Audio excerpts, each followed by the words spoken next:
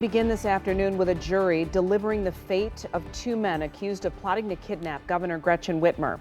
Thank you for joining us today at 5. I'm Glenda Lewis. And I'm Brian Abel. Here is what we know right now. Adam Fox found guilty of conspiracy to commit kidnapping and conspiring to use a weapon of mass destruction. Barry Croft Jr. also found guilty of those same charges, along with possessing an unregistered destructive device. Both men face life in prison. 7 Action News reporter Jim Kurtzner live downtown Detroit outside of federal court where some of this case was developed. And Jim, there are questions about the trial, the verdict, and the jury. Yeah, Glenda, all the above. You're going to hear from the FBI special agent in charge from here, involved in that case in a minute. Defense attorneys are being deliberately vague about their issues with the jury. They would only say this outside of courts.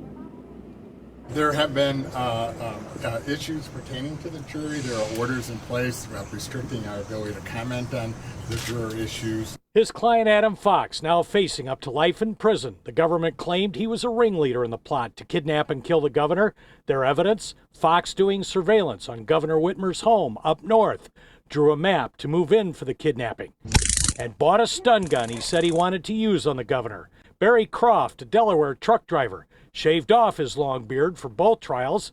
The evidence against him, he wanted to stage a boogaloo, a civil war. He was trying to build or buy a bomb that would be used to blow up a bridge near the governor's home to slow the police response.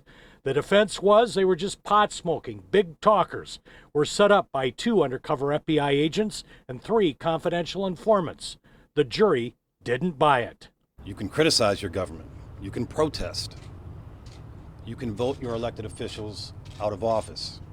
However, what you cannot do is plan or commit acts of violence. Did you guys go too hard in trying to dent the credibility of the FBI during the trial? Absolutely not. I do not think that we did go too hard.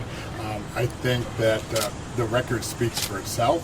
I'm sorry that things happened with the jury that didn't allow them to conclude the way we wanted them to, but we will move forward. A new U.S. attorney was appointed in Grand Rapids in May, Mark Totten, but he recused himself from this case. Hasn't said publicly why. It was spelled out in a sealed court document. Defense attorneys want to know why. Why was it so important for you to push for that to get unsealed? I believe that justice should happen in public. So much writing on this case, government overreach, government hate. We're going to have those issues in front of the judge with the jury and this lawsuit over the U.S. attorney recusing himself. We're going to have more on this for you, Glenda and Brian, coming up next hour at 6. For now, I'm live downtown, Jim Kurtzner, 7 Action News. All right, Jim, we appreciate the insight. Brian.